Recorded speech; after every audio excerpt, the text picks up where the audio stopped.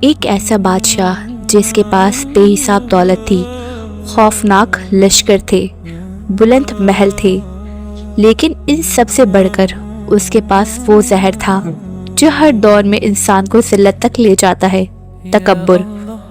وہ غرور سے کہتا تھا، کون ہے جو مجھے گرا سکتا ہے؟ میں ہی اس زمین کا خدا ہوں۔ مگر ایک رات ایک ایسی قوت نے بابل کی بنیادوں کو ہلا کر رکھ دیا جس کا خیال بھی کسی کے ذہن میں نہیں آ سکتا تھا۔ نہ تلوار چلی، نہ تیر برسے، نہ ہی کسی بڑے لشکر نے حملہ کیا۔ بس ایک ایسی مخلوق آئی جو آنکھوں سے دکھائی تک نہیں دیتی، اور اس کے سامنے نمرود کی لاکھوں کی فوج بے بس ہو کر مٹی میں مل گئی۔ پرانے عراق یعنی بابل کی سرزمین پر ایک ایسی سلطنت قائم تھی جہاں صرف ایک ہی آواز کا قانون تھا، نمرود۔ قرآن کریم میں اس بادشاہ کا ذاتی نام واضح طور پر نہیں ملتا، لیکن تفسیر ابن کثیر اور کئی روایات کے مطابق یہ وہی نمرود تھا جو اپنے وقت کا سب سے زیادہ طاقتور اور متکبر حکمران تھا۔ لوگ اس کے قدم کی آہٹ سے ہی کانپ جاتے تھے۔ اس کے محلوں کے سائے میں پورے شہر بسے ہوئے تھے، اور انسانیت اپنی گردن اس کے غرور کے آگے جھکا چکی تھی۔ نمرود فخر سے کہتا، رزق میں دیتا ہوں، زندگی میرے ہاتھ میں ہے، موت میرے حکم سے آتی ہے۔ وہ صرف بادشاہ نہیں تھا، اپنے آپ کو رب کہنے لگا تھا۔ ایک دن نمرود کے دربار میں ایک نجومی حاضر ہوا اور اس نے خوفناک پیشن گوئی کی، ایک ایسا بچہ پیدا ہونے والا ہے جو تیری سلطنت اور تیرے خدا ہونے کے دعوے کو راہ کر دے گا۔ یہ سنتے ہی سنہرے محلوں میں بیٹھا نمرود بھی پیلا پڑ گیا۔ اس نے فوراً ظلم کا فرمان جاری کیا، اب سے کوئی ماں بچہ پیدا نہ کرے، ہر پیدا ہونے والے بچے کو قتل کر دیا جائے۔ شہر کی گلیوں میں چیخ و پکار مچ گئی، ماؤں کی گودیاں اجڑنے لگیں، آنکھوں سے آنسو اور زمین پر خون بہنے لگا۔ مگر یاد رکھو، جسے اللہ بچانا چاہتا ہے اس کے لیے دنیا کے تمام دروازے بند کر کے اپنی رحمت کا ایک خاص دروازہ کھول دیتا ہے۔ حضرت ابراہیم علیہ السلام کی والدہ نے ایک پہاڑی غار میں پناہ لی۔ چاروں طرف گہری خاموشی چھائی ہوئی تھی۔ پھر اچانک ایک نور ظاہر ہوا، ایک ایسی روشنی جو خاموشی کو چیر کر پھیلتی چلی گئی، اور حضرت ابراہیم علیہ السلام اس دنیا میں تشریف لے آئے۔ ان کی پرورش غار کے اندھیروں میں چھپ چھپا کر ہوئی۔ باہر ظلم کا اندھیرا پوری فضا کو نگل رہا تھا، اور اندر اللہ ایک ایسی روشنی تیار کر رہا تھا جو آنے والی نسلوں کی قسمت بدل دینے والی تھی۔ دوستو، آج کا سوال، وہ کون سے نبی علیہ السلام تھے جو جنوں اور جانوروں سے بات کرتے تھے؟ اپنا جواب کمنٹس میں لکھیں، اور اگر آپ نے ابھی تک چینل سبسکرائب نہیں کیا تو ضرور سبسکرائب کریں تاکہ ہمیں حوصلہ ملے اور ایسا حقیقت بھرا کنٹینٹ آپ تک لگاتار پہنچتا رہے۔ جزاک اللہ خیر۔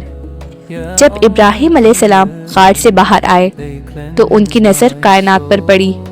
ستارے، چاند اور سورج ایک مکمل نظام کے تحت چل رہے تھے۔ یہیں سے ان کے حق کی تلاش کا سفر کا آغاز ہوا۔ قرآن کے مطابق حضرت ابراہیم علیہ السلام کے والد کا نام آزر تھا، جو بت سازی کا مشہور کارخانے کا سربراہ تھا۔ اس طرح ابراہیم علیہ السلام کی پرورش ایک بت پرست گھرانے میں ہوئی۔ حضرت ابراہیم علیہ السلام چیز کو غور سے دیکھتے اور ان کے دل میں ہمیشہ ایک سوال اٹھتا، حق کیا ہے اور کون ہے جو میرے اندر یہ سوچ جگا رہا ہے؟ یہی سوال انہیں عام انسان سے عظیم نبی بنانے والا تھا۔ ان کی قوم ستاروں کو سجدہ کرتی، چاند کو خدا مانتی اور سورج کے سامنے سر جھکا دیتی، لیکن پھر یہ سب غروب ہو جاتے۔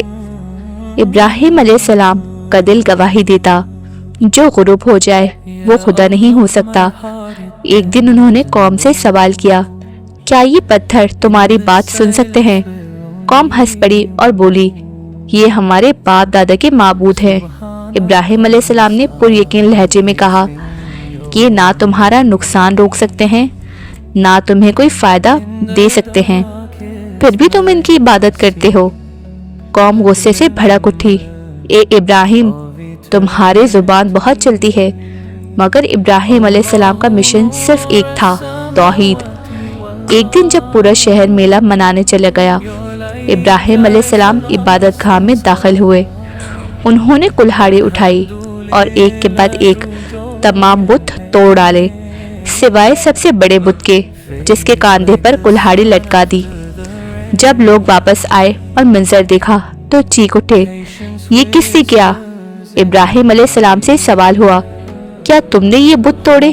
انہوں نے اطمینان سے جواب دیا، اس بڑے بت سے پوچھ لو، شاید وہی بتا دے۔ پھر ابراہیم علیہ السلام کو نمرود کے دربار میں پیش کیا گیا۔ نمرود نے اکڑ کر کہا، میں بھی زندگی اور موت دیتا ہوں۔ ابراہیم علیہ السلام نے فرمایا، میرا رب سورج کو مشرق سے نکالتا ہے، اگر تو خدا ہے تو اسے مغرب سے نکال کر دکھا۔ دربار میں سناٹا چھا گیا۔ سچ نے تکبر کی بنیاد ہلا دی۔ آخرکار ابراہیم علیہ السلام کو آگ میں جھونکنے کا حکم دیا گیا، مگر اللہ کا فرمان نازل ہوا، اے آگ، ابراہیم پر ٹھنڈی اور سلامتی والی ہو جا۔ آگ کی فطرت بدل دی گئی اور ابراہیم علیہ السلام بالکل سلامتی کے ساتھ باہر آ گئے۔ اور پھر ابن کثیر کے مطابق اللہ نے ایک چھوٹا سا مچھر نمرود پر مسلط کر دیا، جو اس کی ناک کے ذریعے دماغ میں گھس گیا اور اس کے غرور کے پہاڑ کو ایک ذرے سے گرا دیا۔ یہ واقعہ تاریخ کا حصہ نہیں، یہ آج بھی دہرایا جا رہا ہے۔ تکبر ہمیشہ انسان کو زمین پر لا پٹکتا ہے۔ اپنے دل سے ایک سوال پوچھئے، کیا میرے اندر بھی کوئی چھوٹا سا نمرود چھپا ہوا ہے؟ اگر ہے تو دیر نہ کیجیے، توحید کی روشنی جگا دیجیے۔ تو آئی ہوپ کہ آپ لوگوں کو ویڈیو پسند آئی ہوگی۔ ملتے ہیں نیکسٹ ویڈیو میں، تب تک کے لیے اللہ حافظ۔ In the darkest night